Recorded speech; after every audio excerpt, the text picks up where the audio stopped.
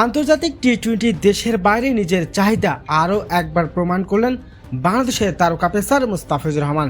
সংযুক্ত আরব আমিরাতের international league IL টি-20 লিগে আগামী আসরের পুরো টুর্নামেন্টের জন্য সরাসরি চুক্তিতে মুস্তাফিজুর রহমানকে দলে ফিরিয়েছেন Dubai Capitals.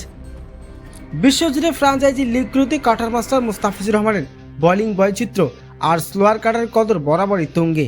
Indian premier league IPL, Pakistan super league PSL, এরপর আইএল টি-20 লিগে নিজেকে প্রমাণ করতে মুখিয়ে আছেন পেসার মুস্তাফিজুর রহমান।